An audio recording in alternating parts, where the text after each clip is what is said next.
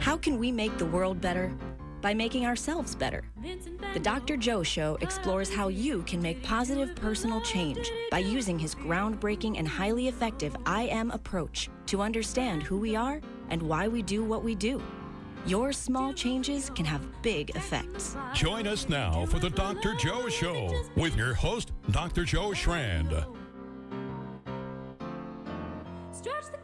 So welcome, folks, to the Dr. Joe Show, exploring who we are and why we do what we do. I know it's going to be a really interesting spring coming up.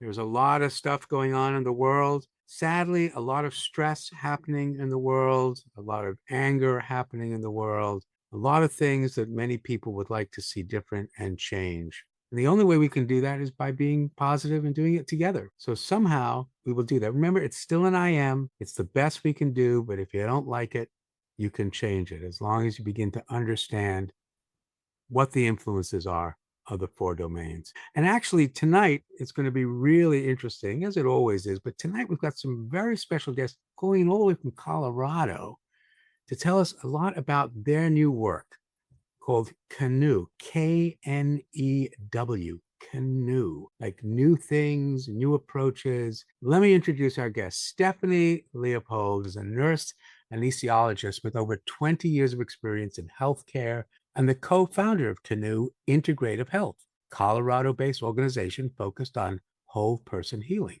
Her work bridges Western medicine with integrative and emerging therapeutic approaches, including trauma-informed care, nervous system regulation, and, folks, psychedelic-assisted therapies. And I say "and," folks, because a lot of people think that's really controversial, but I'm telling you, it's got a huge place right now in medicine. So I'm really interested in hearing more about that. Stephanie's background spans critical care, anesthesia, and medical entrepreneurship, having founded and led multiple healthcare ventures, including SOLA, anesthesia, and Frisch Aesthetics. I want to learn more about aesthetics. She currently serves on the Government Relations Committee for the Colorado Association of Nurse Anesthesiologists and previously held a board position with the Illinois Association of Nurse Anesthesiologists, contributing to advocacy and innovation in healthcare delivery. Through KNEW, Stephanie is focused on reimagining how we approach addiction, mental health, and human resilience, shifting from symptom management to deeper, more sustainable healing. Aaron Miles, her partner and husband, is a seasoned executive with over 20 years of experience in capital markets, relations, and corporate development across Fortune 500 companies and emerging industries. Aaron is the co-founder of KNEW Integrative Health, currently serves as Chief Investment Officer at Verano Holdings, where he leads investor relations, capital market strategy, and corporate development, which makes perfect sense that you're building a new corporation. We'll get into that as well. Aaron has played a key role in taking multiple companies public and raising over $300 million in capital. As co-founder of KNEW Integrative Health, Aaron brings a unique blend of financial expertise and personal connection to the mission, helping build a scalable and sustainable model for integrative and psychedelic-informed care. Welcome, Stephanie Leopold and Aaron Miles, to the Dr. Joe Show. So much for having us. Yeah, thank you for having us, Dr. Joe. It is lovely having you here. And let's just dive right into it. KNEW, Integrative Health. How did you come up with just the name? And then we'll get into what it is all about. You know, it was interesting. It kind of came to me as I was like journaling one time, and way back, when the internet was new-ish, right? I started a blog that was called Something New, and it was when we were living in Chicago, and it was all about trying to find like new places to go and things to do.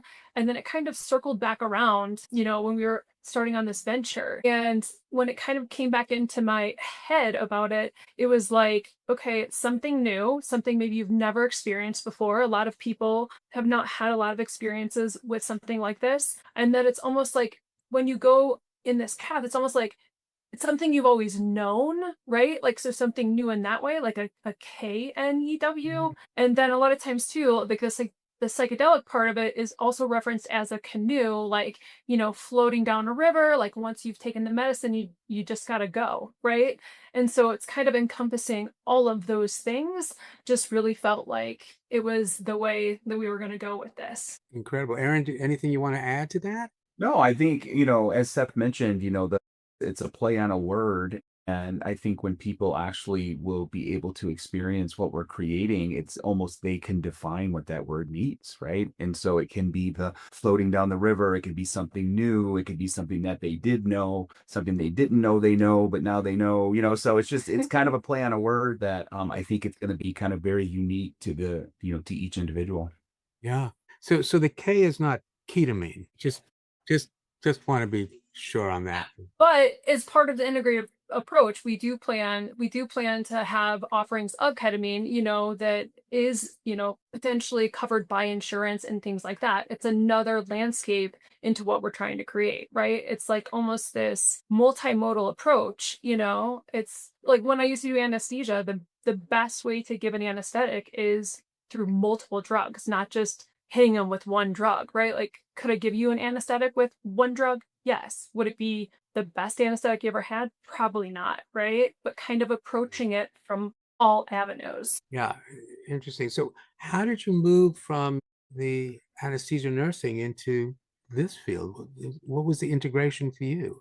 Yeah, for me, it was, me and my husband kind of were struggling, individually as a couple. And we had tried therapy, we had tried some other approaches that were out there in modern medicine, and we started kind of on our own spiritual path. And after that was what kind of shifted our perspective into this realm and to really explore what these had to offer. And we're continuing to kind of walk this path and being like, man, this really needs to be held for other people so that they can also experience something new, something different, right? Because a lot of the modern approaches, like, although they can be life saving, most of them, it's challenging for people to kind of continue walking on that path.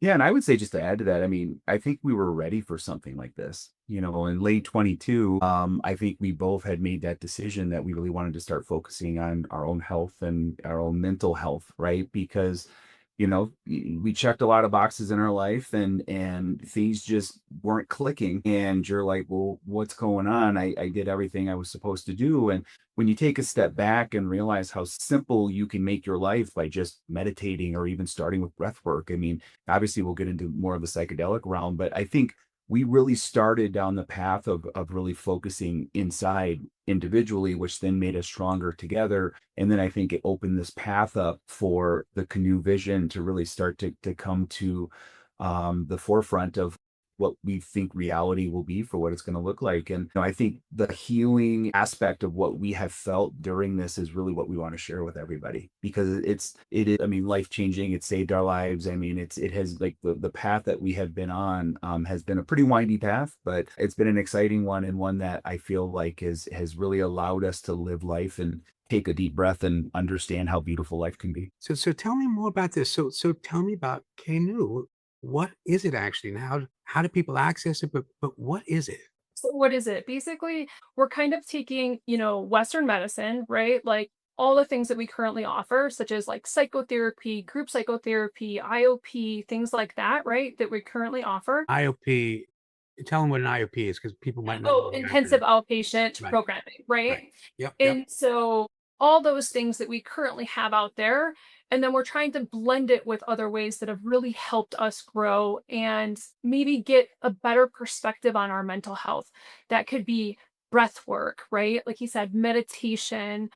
We really focus on food too. Like I think that that's one thing that you talked about before, Dr. Joe, is like the food part of it, right? It's the American diet is sad, right? The standard American diet, it's high processed foods. Most people are working, both partners are working full-time jobs. They're buying prepackaged foods with lots of things that are affecting their mental health and they don't even realize it, right? And there's this whole thing about, the microbiome, the gut is really the first brain, right? And so it's like all the serotonin, right, is in the gut mainly, right? Like 90% of it besides the brain. And here is modern medicine treating most people with depression with SSRIs. Not to say it's good or bad, but it's like there are alternative methods to potentially healing. And, the body really is such a intuitive machine, right? Absolutely. And it's a full ecosystem, but it's also, like it's almost like your approach, like the social environment, the environment at home, right? Like stress relators, even, taking some of the Eastern wisdom of like Ayurveda and Chinese medicine. It's kind of like encompassing all of those things. And so currently right now, what we offer is kind of like a coaching thing. I also do psilocybin journeys at a healing center, a licensed healing center in Colorado, while we're building out our center, if people want that too. But it's kind of right now, we're doing coaching and we're basically in the process of getting our behavioral health entity license with Colorado. And so then that way we can hopefully have some aspects of the care covered by insurance, right? While also being set up for when psilocybin is reclassified, that hopefully we can help, create some sort of pathway to insurance coverage for that, with my background in government relations. And Aaron actually is in cannabis right now. That's what Verano is. And it's a cannabis company. And so he's kind of, on that forefront too of trying to, these are all kind of, woven together almost like ketamine. Psilocybin was, basically in 2018 and 2019, it was FDA approved for breakthrough therapy, right? Even though it's Schedule 1 still, saying the same government saying there is no medical use, but now it's breakthrough therapy, right? And ketamine kind of had the same path. And so we're very hopeful that this will get rescheduled and there will be insurance coverage, because I do think that that is one of the challenges right now is a lot of the state regulated models, because of the fees of everything and the newness of it, and they're creating these new programs within the state, it can be very expensive, right? And so then there's a lot of these other pathways like churches and underground and things like that, where maybe it's not as regulated. I'm not saying, again, not good or bad. The most important thing is trusting who you're creating the space with, right? But I think that with insurance coverage, it can open up a lot of doors. Yeah, I would just say, to kind of go back to KNEW as a core, to have an offering like we're going to be putting out into this world that has more of a health focus, because there are offerings right now that, and again, we want this medicine to be readily available and people to be able to experience, kind of some of the things that we experience. As Steph mentioned, the before and the after are probably more important than the actual, medical journey. And so what KNEW is, it's not a one size fits all type of model, right? It's going to be very integrated in the sense of it could be tailored for different types of groups. And you can have veterans, you can have people with PTSD, rape survivors, this kind of thing. And you can create a safe container where people can come in and have very shared experiences. And so right now, the answer is, we can probably get you a good idea of where it's going to start, but it's going to evolve over time to really kind of create more of an integrative experience that can be really tailored and be very unique to each individual. And so I think the health focus is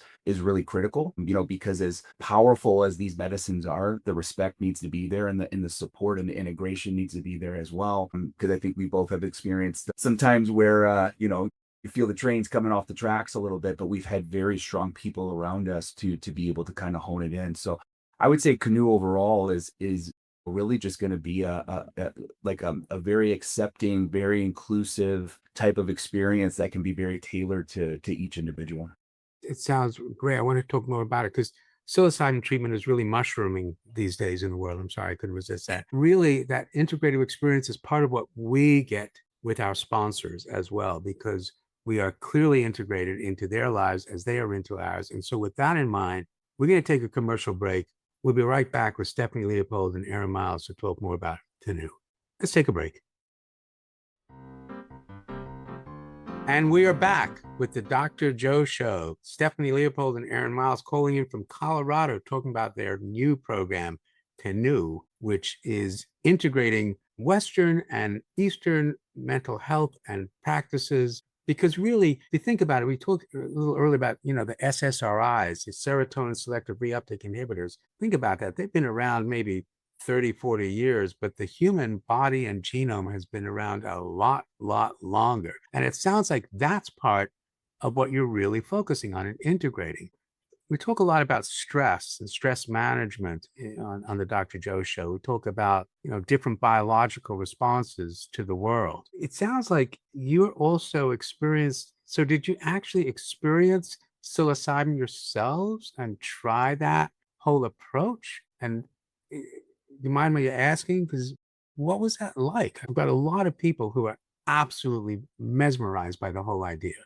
We both have experienced plant medicine, and that is kind of what put us on this path. I had a very trusted facilitator that I had known for probably, 14 years. The psilocybin experience itself is, you can read study upon study, you can read people's experiences, and most people, what you get from what they're saying is it's the most profound experience of their life, and it's ineffable. It's like they can't describe it. And it's like that's why it's like almost this, like how I said, it's like the new thing. It's like something you've known, because it's like when you go through it, it's like you just feel like when you're held in a space with support, preparation, and integration afterward, it really allows you a place to be able to show up with all of you, right? And I think for myself, it was like really looking at some of my shadow parts that I had tried to ignore or push down or say, that's not me, or I was ashamed of or guilty, right? Or felt guilt because of them. And it allowed me a compassionate container to be able to almost look at those and be like, wow, I see you. And not only that, but incorporate and integrate those pieces and parts of me over time, where I can look at them with like a compassionate, loving eye, where it's like a wider lens view, like a wider perspective of like why those parts were there or why things happened the way they did, right? And so it was really, it's such a beautiful experience. Not to say that there are not moments that are challenging, right? And Wow. hard and emotional, right? Like that is true. And that's why I think, again, for us, I think one of the best things that we had was the trusted, safe container and the support around it, right? Truly. It's like, it's a lot of people, I think, focus on just the journey, and they think, oh, I'm going to go in, I'm going to do this 6 or 8 hour thing, right? And really, that's probably like 10-20% of the whole thing, right? Like the preparation is probably another, 30-40%. And then the integration after you see all of these things or experience these things, or it's almost like psilocybin kind of puts a spotlight on the areas of your life that you need to look at and work on, right? And so the integration and integrating those pieces and parts in over a period of time is really where the fruit of it is, right? It's not just going through an experience if you're not able to incorporate or integrate that into your life. It's just kind of like, that was fun, or something like that.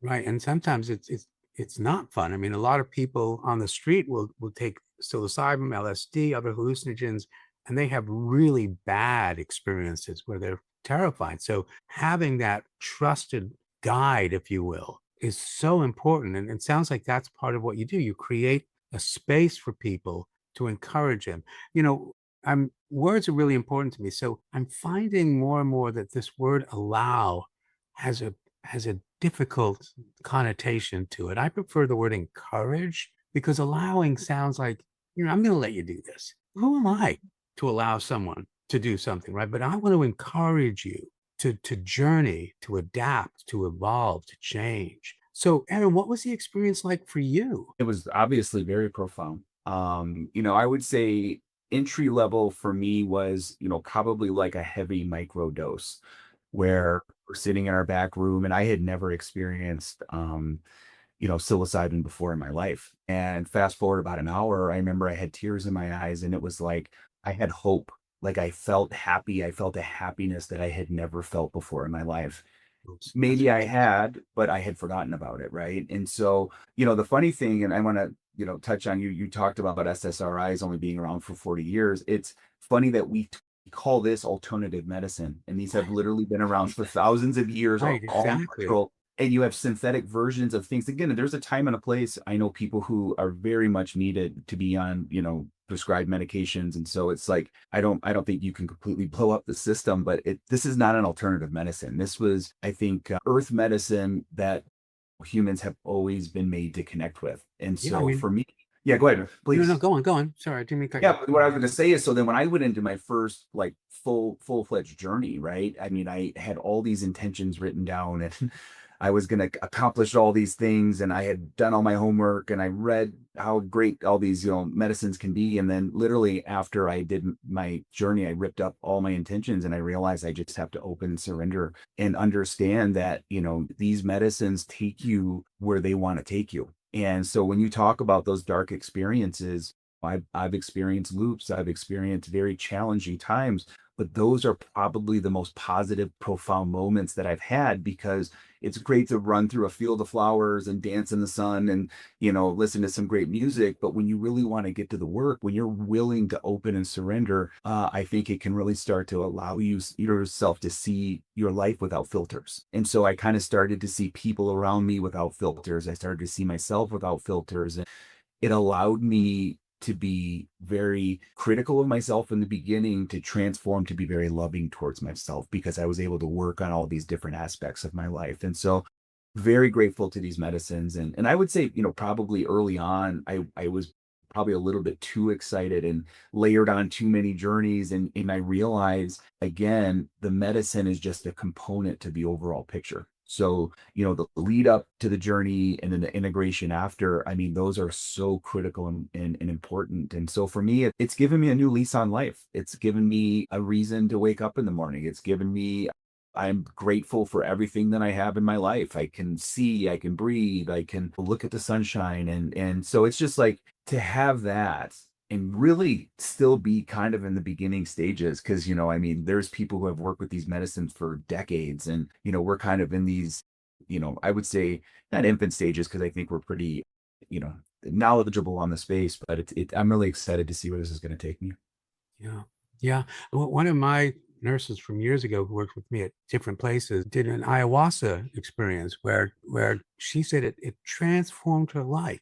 So it's fascinating to me that our brains have evolved to basically accept these receptors and these chemicals from basically one of the most ancient biological plants in the world. I mean, we know about the mycelium connection throughout the world. Is it a sense of connection, of belonging, where things can still matter, but you realize, I'm part of this much bigger group, which gives me a sense of safety. Am I missing something here, or is that part of it? No, I mean, you're not. It's funny. We were watching a show, and this guy asked what it's like to die, and he said you're just a raindrop that goes back into the ocean. And when you realize that you are one with everything and you're a part of everything, right? Like we're all connected. You and I are literally the same molecules, and you stare at stars and you realize that's where your origin comes from, and you start to feel that connection. It starts to take a lot of the pressure that I think we put on ourselves living on Earth.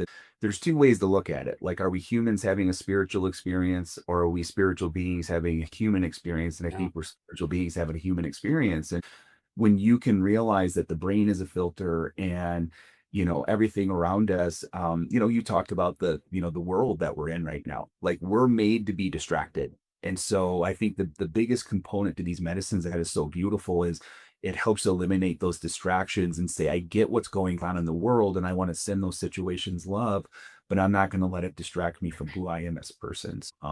Yeah. And I was going to say one more thing too, about my journey is, I played football. I've gotten in car accidents. I've had massive head trauma, like to the point where, like, I mean, it was blacked out, don't remember playing games, that kind of stuff. And, the biggest component for me has been how I feel my brain almost hurting at times during the journeys, where I feel like it's rewiring and creating these new neural pathways and healing parts of my brain. And again, that's not a medical advice or a guarantee that this is what's going to happen, but there are studies that have shown that head trauma can be a big component to this. And I think head trauma led me to, a lot of, really just bad places in my mind. And so, as I said, it's when you start to layer in all these components of just self-care with meditation and cold exposure and breath work, and then you layer in these medicines and you layer in journaling, and it's all starting to take root and make sense. Yeah.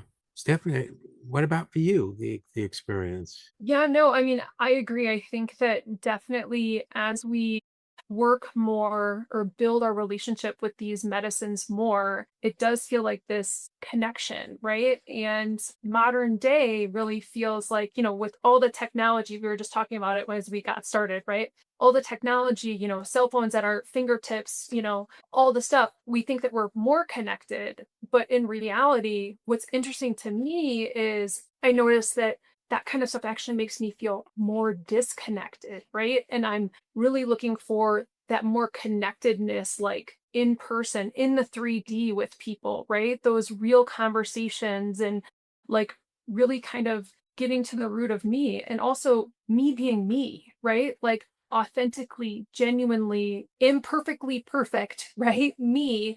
And it's just like, I really feel that these medicines have really helped us. And as we keep going down this path, I feel like they keep giving us kind of more knowledge or more wisdom in this space, right? To help others. And, just something else to consider for people watching or anybody considering psilocybin is you don't have to jump in 2 feet, right? Like you don't have to go in and do some massive journey with an eye shade on and be like, I don't know what this is going to drudge up for me, right? Like I'm not interested in that. There are things that we do with coaching that are micro dosing, which is like a sub-perceptible dose. It's almost like a multivitamin, right? Like you're not supposed to notice anything, but it's almost like small changes over a long period of time. All of a sudden you start to see, oh, my stress response is different. Oh, I'm sleeping better, right? I had one client who his hemoglobin A1C was like 20. 20. Okay. Normal is like 5, right? And so his hemoglobin A1C dropped to 13 after a 6-week protocol of microdosing. And that's likely, I mean, I don't know this for sure because we can't measure it, but it's probably because psilocybin is interacting at the HPA axis, right? And so it's decreasing that stress response, which is causing all of these other things, right? So there's like microdosing. There's also something called museum dosing that we're offering, kind of like more of a fun and playful whimsy approach to it, right? Where it's like almost we call it like journeying with your eyes open, right? Where it's kind of like this Alice in Wonderland, Willy Wonka, whimsy, fun, playful approach where it's like you can start to build these gentle relationships with these medicines. And then when you're ready or when you feel like your nervous system has kind of, regulated a little bit, then potentially you might be ready for, a larger journey or something like that. But like that's kind of plays to the point that Aaron was talking about is, it's so can be so curated for each individual, wherever you're at on your journey. Yeah. And folks, we can talk about A1Cs and how that has to do with diabetes and different things, but really it is in that relationship that you're talking about. And what's wonderful is we have this incredible relationship with our sponsors. And so I want them to be them, just as Stephanie said, me to be me. So let's hear from them, our sponsors, and we'll be right back to talk about this very exciting journey. We'll be right back with the Dr. Joe Show. And we're back with the Dr. Joe Show, talking with Stephanie Leopold and Aaron Miles, talking about their new program, KNEW, which is using psilocybin in a way to reconnect people with the world. And folks, it's such an important thing to do. I'm not saying everyone should be doing psilocybin, but being connected to the world is so important. And you're right, with social media, which I actually sometimes call anti-social media because it's, so distant. We need that human connection. And I think without that human connection, it stirs up in us both the whole limbic fight, flight, freeze response, because we're human. We need people around us. We need them. Sometimes we're afraid of them. And it sounds like this journey can help reduce that stress. People are not there to hurt you, folks. One of my phrases, every friend was once a stranger. I mean, just think about that. Every friend was once a stranger, which means there were billions of potential friends for you in the world. So, Stephanie, can you just tell me, like, somebody comes into the program, first of all, how do they sign up for the program? Are they doing that yet, or where are things at with KNEW? Yeah, so we are having a retreat probably later this summer, early fall. And so right now we're currently accepting wait lists for that. And basically what you do is you can go onto our website, which is www.something-new.com.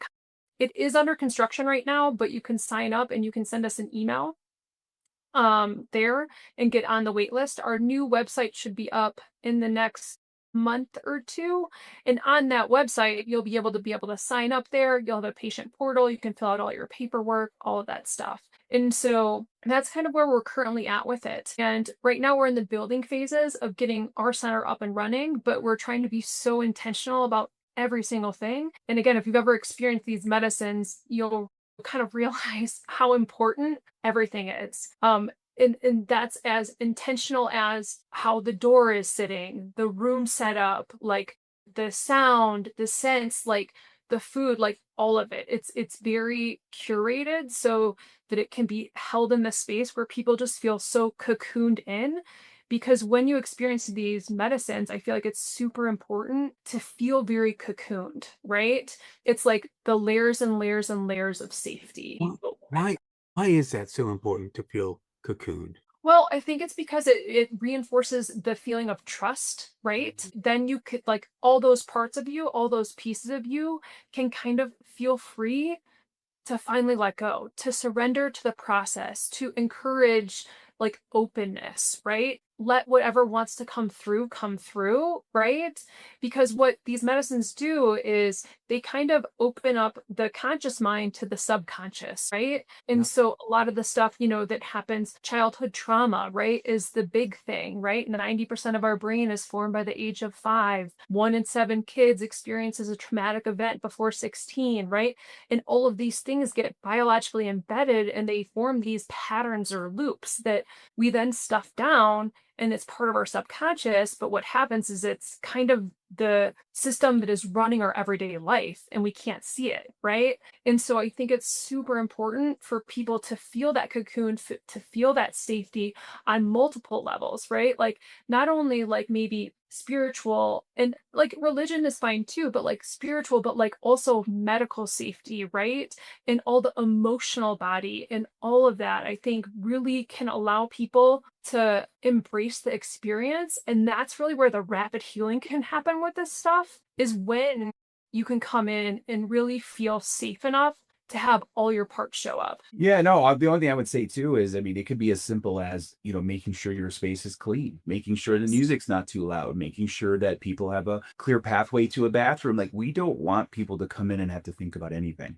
Your job is just to work on yourself. And so, if we need to intervene, we would, right? Obviously at certain times, but, so what Steph is talking about, creating that cocoon, it's everything across the board where you just want somebody to come in and feel super comfortable and just close their eyes and just work on themselves, right? And not have to worry about, like, am I going to trip over this walking to the bathroom, or where's my water bottle, or where's this? Like, we are there to support and help people on their journey. And there's a lot of pieces that go into it. And so how does someone coach you through that? I mean, there's this person in front of you.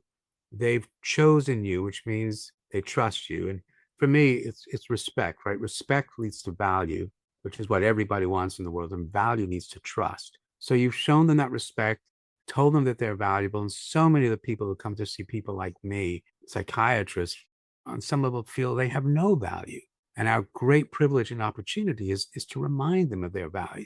So what do you do? How do you guide someone through that while they're taking their microdose psilocybin in their cocoon? How do they know you're even there? So a lot of that work is done in the preparatory sessions. And so each individual will come in with a different kind of need, right? And so that's why when they come to KNEW, essentially we have a very long kind of intake form, right? So we can get the full picture of, what are their needs? What have they potentially been through, right? Are their intentions? And kind of creating safe spaces, and also other kind of words or things that they can say. Like, for example, if they're feeling fearful or scared, right? Having kind of almost like a code language of some kind, right? Where if they can't say anything, they could do something, right? Where it's like, this means this. So it's like kind of, again, since we've been doing this, we trial everything, I think the best way to learn is to experience, right? And so I think that, we have kind of curated all these different ways where it's like, oh, wow, I didn't think about that, right? And now let's figure out some sort of protocol so that people can really feel held in the space. And whatever their needs are, we're there to provide them for them. Yeah, and I would just add, as Steph had mentioned, like when, because Steph is stone cold, straight, doesn't move. I am very animated and I move around a lot and I like to talk but I also don't want to be interrupted. But there's times I do want to be interrupted, right? So the trick is like, or the challenge is how do you figure out when to intervene and when not to intervene? And as Steph had mentioned, there's definitely things that you can do where people can signal where, like, okay, they're going through something and they don't want me, but then, you can go up and just kind of kindly say, like, do you need to, go into a breakout room or talk or do something along those lines? And I think, another thing when you're creating this container in a safe space is also to manage through your own energy. So if I'm having a bad day at work, we're in a fight or something along those lines, and then we go into a journey and then I transfer that energy into that space, it's not going to resonate well. And so I think even though, you're looking at a group of people that are going through these massive life-changing journeys,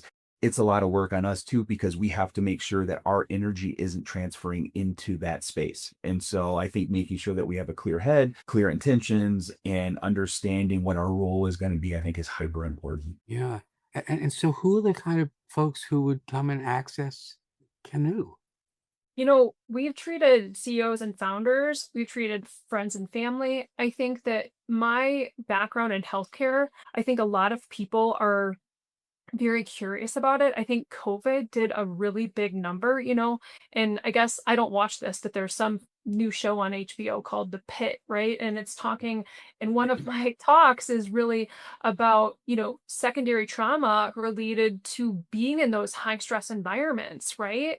And it's real. And I think that one of the biggest things, I used to be an addict, right? And so addiction is a huge thing that can be significantly decreased, and it's the relapse rate. I mean, there's studies with alcoholism and nicotine that are coming out that are showing relapse rates, down to 20%, which, Hmm. Most chronic conditions are relapsing rates of 60%, and some of them can be very life threatening. So I think a lot of this medicine is anybody that is curious, I think, explore that. We're not saying, like you said earlier, don't everybody need to jump in, but like if you're curious, I mean, reach out. We can give you even some resources to read, some things, right? And just explore what that means to you, because really only the individual can really kind of decide if this is something that they're interested in. And I think too, what we have realized or experienced is almost it's like this energy where it's like kind of starts coming into your orbit, where you're like, I'm a little bit curious about this. And then it feels so right when you feel ready, and not forced. Yeah. No, I would absolutely agree. I mean, this is open to, anybody who wants to start taking these steps. And I think the big thing is to not feel like you're forcing it, sit with it. I look back on, as again, late 22 and into 23 is when we really started to explore this medicine, this plant medicine space. I didn't realize how much these medicines were calling to me, right? And then all of a sudden, it's like how things, the synchronicity and how things just kind of align. It's like, listen to the medicine calling you. And if you feel like you're forcing it, then just sit with it and, try to resonate on what you're really going to want to do. But I mean, this is going to be open to anybody and everybody. And again, it's going to be all inclusive. And, we just want to share some things that we've learned in our life that have been tremendously helpful. And again, there's days I would wake up and not want to take the covers off my head. And I'm like, how am I going to go to work today? And now it's like you pop out of bed and you just love life. And we want to be able to share that, because when you say that self-gratitude, I read this thing where it was like, okay, all you have to do is just look at yourself in the mirror and just say, I love you.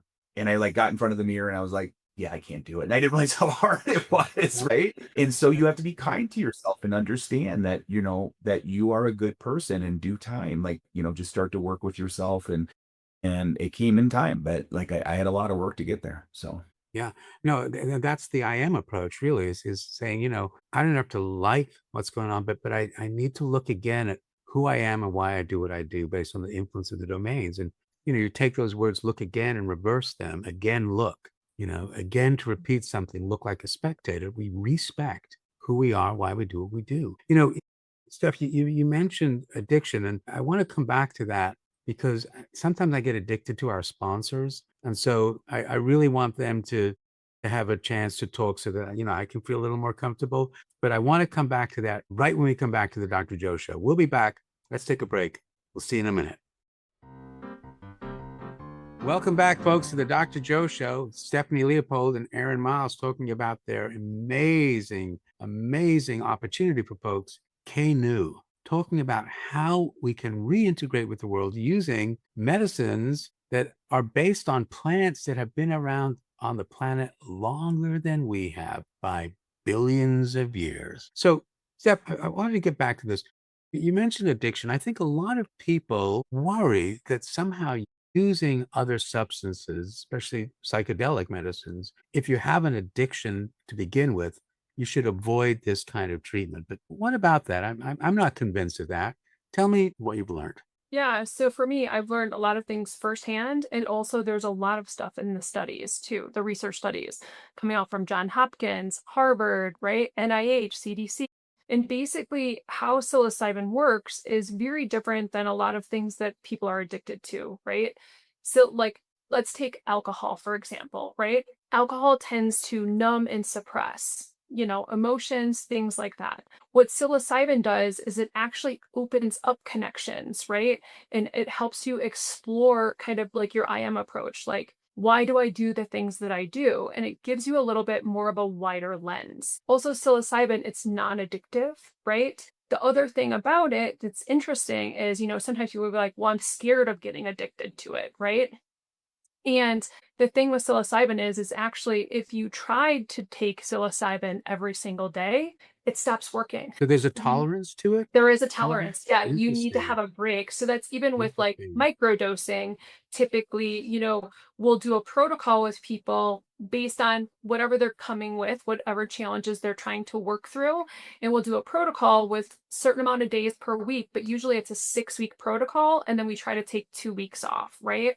And the same thing with larger journeys. If you try to do a large journey, it's almost like the serotonin receptors, like they get agonized and then they can't keep spitting it out, right? So you'll have no effect. So even if you wanted to, it's not possible, And it's interesting because there is a famous Bogenschutz study in 2022 that had to deal with heavy drinking, right?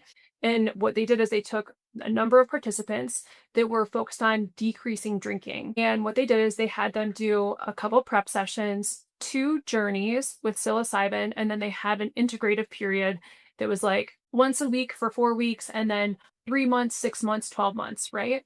And what they found was people basically decreased their heavy drinking days from 60% to 20%, right? And then what happens is they just continue on that path. Like there was a Johns Hopkins depression study that showed that 74% of the participants had a significant effect on their depression. And at 6 months, I think it was, there was 58% were in remission. And then Ohio State did a 5-year follow-up on those same people, and 67% of them were still in remission from depression from Wow. 2 psilocybin sessions. Powerful. And so it really is. I mean, nicotine's another one. It was a very small study. It's a pilot study by Johns Hopkins, and they showed that, nicotine's one of the most addictive substances out there, right? Absolutely. And so, most people relapse. 80% of them relapse within 6 months to a year, right? With all of the standard treatments, that's patches, pills, whatever, right? With psilocybin, again, 2 sessions, proper prep, and some integration. At 6 months, 80% of them were in remission and not smoking anymore. And at 1 year, they still were not smoking. So it's almost like it flips it on its head. Do we have some sense of why? I mean, what's going on in your brain that happens? Well, it basically what psilocybin does is it agonizes the serotonin receptor, which then creates this whole kind of massive influx of interconnections. So it's kind of going back to that childhood trauma thing where it's like when you have trauma when you're a child, it creates these like loops, right? Like your brain's very neuroplastic when you're a child, but then it gets kind of rigid, right? And you keep doing these same loops. What psilocybin does, it's like almost like if you take the highway every day to work, right? And you think, oh, this is the only way, right? Whether there's traffic, whether there's an accident or whatever, what psilocybin does is almost open it up where it's like, oh, wow, I didn't realize there's this side road and there's this other highway and there's, you know what I mean? So then it's like, and it's almost like this space to see that you have some other choices. And so that's how really psilocybin works. And it quiets something called the default mode network, which is the network that most people are in when they're worrying, ruminating, all that stuff, right? And so it kind of creates all these new connections and kind of tampers down that like old patterning. So does it suppress the cortisol response then in terms of stress and anxiety and Well, there's no study that proves that, but I will okay. say anecdotally, yes, I've seen it because again, with clients that we treat with microdosing, it's all of a sudden in about 4 weeks they say, "I'm sleeping better." Thing and it's almost like you see it on them, right? Like it's like they have this glow where it's like all of a sudden they're not as stressed as they once were, right? Where it's like, or these worrying or rumination about Lord knows what, right? Like their life, the dishes, the dog, whatever, right? Not to say it's not there still, but all of a sudden they're like, not that it's not a big deal, but it doesn't bother them as much. And I mean, you have a lot of experience with microdosing too. Yeah. I mean, I suffered from, probably still at times from anxiety and depression. And, you don't realize how much it is self-inflicted. And so what the medicines had done for me is like, I was never an alcoholic. I just drank 7 nights a week in college and 4 nights a week after. And, you'd go out and drink 20 beers and be like, well, I'm going to work on Monday. I'm fine. Right. And so it's funny how you can pacify these things. And when I went through, these journeys, it really helped me understand what I was putting into my body really meant a lot. So between the microdosing, which absolutely has all the effects that Steph has talked about, but then also with the lifestyle changes as well, because I don't think I would be able to continue to live the life that I was living, and a microdose alone would be able to just help me break through the way that I broke through. Right. So I've listened to the medicine and I've made the changes that it's really shown me to really live like a clean and pure life. But I mean, with anxiety and depression, it's, unless you really are going through it, you don't understand how much it can control you. And depression for me was like this dark cloud that just kind of snuck up behind me and you didn't realize that it was there. And until you start to see the sunshine, you're like, wow, I didn't realize what was holding on to me. And so, as I said, I think these medicines really help you see yourself without filters, but it's like a microscope back into your soul, and it helps you understand, the steps that you want to take in your life. It's not going to give you the definitive answers, but all of a sudden you'll be like, I should start eating this way, or I shouldn't drink. And, it's very profound. So it's helping you with perspective, right? That there's a different way of being because, we are still such primitive limbic creatures in so many ways, right? The fight, flight, freeze response is absolutely critical to our survival. But if we keep doing it, we now have a prefrontal cortex. If we keep doing this, we can anticipate what will happen next, which ain't so good all the time, So, it sounds like it really fits right into the first truth of the I am, which is small changes can have big effects because, we are influenced by the four domains: your home domain, your social domain, biological, and the I see, the way I see myself, the way I think other people see me. Make a small change in any of the domains, you can have an effect. And this really is representing a small change in the biological domain. You microdose the psilocybin, you're making a small change in the brain cells, you change your environment, you change your response. So given what we're talking about tonight, small changes can have big effects. Steph, what small change can you recommend to our listeners based on our topic for tonight? For me, I think that, before you respond to anything, right? Or before you do anything, eat, think, look at that text message, phone, take a conscious breath, right? And I think that take a really intentional conscious breath because I think that even just that can allow you to see how much you react instead of uh basically where you react, you can kind of like Reflect. exactly. And a choice to choose, right? Change. Choose something differently. Have some space, Yeah. right? Instead of just like that knee-jerk reaction, I read a book once. It was Sam Harris. He's a big meditator and kind of conscious person. And it was a book called Free Will. And it was a really interesting perspective because he was talking a lot in the book about like if you were that person in those same instances and the same things happened to you, you'd be doing the exact same thing that they're doing. Right. And it kind of shows how biologically things just start to happen. You start to go into this robot mode. So I think just taking a conscious breath before reacting and giving yourself a little space to realize that you have a choice. Yeah. I mean, one of my phrases, keep it frontal, don't go limbic. There you go. It's Yeah. basically what it is, right? You take the limbic thing. The limbic system is your clue that something has changed in your environment but now you can shift over to your prefrontal cortex and think it through. Aaron, what about you? What small change can you recommend to our listeners? I was going to say you have a t-shirt idea. You should get that put on a t-shirt. Most people won't even know what you're talking about, but I would say for me, it's and you hit on this, and we've been talking about this, but words matter, right? And so a small change that you can make is it's not even like it's if you make a mistake at work, it's like, oh, that was stupid. But like changing that, like, hey, I tried and I'm going to learn from this, or, like changing the words and the way that you characterize the way your mind is thinking. And, something that I do in the morning, most mornings and most nights is, I have this mantra that I say 3 times, which is I am who I am, and that is enough. And that's it. I say it 3 times in the morning, 3 times at night. And at first it's kind of like, am I noticing a change? And I'm understanding how my self-confidence is really starting to grow from just saying that. Right. And I'm also learning to, really sit with emotion. Like when we talked about, anxiety and depression, instead of running away from those emotions, what you run from chases you, what you face transforms you. And so what I've been learning to do is, if I'm feeling anxious or I'm feeling anger or I'm feeling a certain emotion, sit with that and try to see where the origin of it is or what it's trying to teach you. Because I used to run from it and it would fade away, but it doesn't. It stays with you. You just think it's gone. If you keep avoiding something, you begin convincing your brain you're not strong enough to deal with it. And if you don't think you're strong enough, you're going to be angry, anxious, and depressed. So that's absolutely a critical shift in thinking, which leads to the second truth of the I am. Everyone's got one. Everyone is interested through their I see domain the way you see them, which has an effect on their biological domain, because it feels different when you feel respected or disrespected. And you can part of someone's home domain, you're part of someone's social domain. So the second truth of the I am, you control no one, you influence everyone. You get to choose the kind of influence you want to be. Aaron, I'm going to start with you. What kind of influence do you want to be? It's kindness. The world is angry, and you touched on that in the beginning. And I lost my dad at a younger age. I was 27, and I remember I was at the gas station, and this guy was being so mean to me. And it was like, I'm like, hey, my dad just died. And he's like, what do I care about your dad?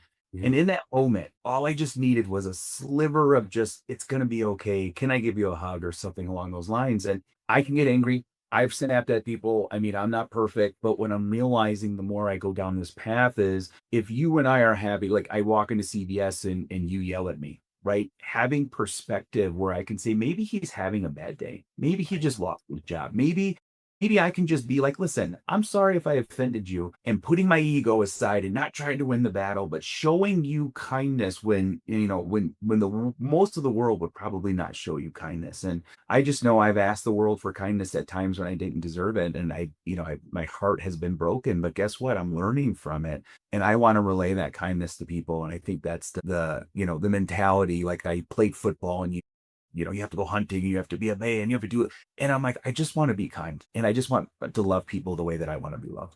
That's wonderful. Yeah. Be kind, folks. Remember, you control no one, you influence everyone. And every time you remind someone of their value, you increase your own value. And that's what we all want. Steph, what about you? What kind of influence do you want to be?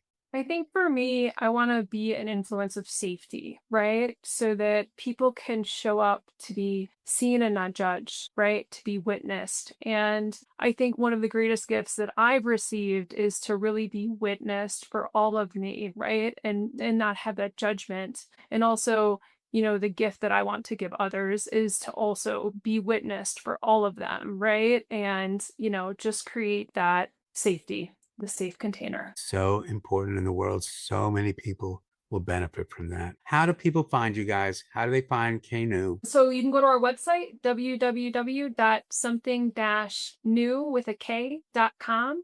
We're also on, all the links are on the website.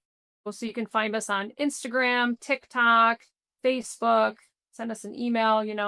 We're really passionate about this, so we'd love to hear from you, truly. She showed me how to log in on social media, so I'm all on Instagram now. So that's so important. Facebook T-shirt, Dr. Joe, I'll wear it. So yeah, I'll try it. I mean, because there's Facebook, but there's so much anger. I think it's in your Facebook. You know what I mean? So, folks, thank you so much, Stephanie Leopold, Aaron Miles, for being here tonight talking about KNEW. Audience, find them, listen to them, see what you can do to make the world an easier, kinder place for all of us. Thanks so much for being here tonight on the Dr. Joe Show. Thank you for having us. Yes, thanks, Dr. Joe. Pleasure. Stretch the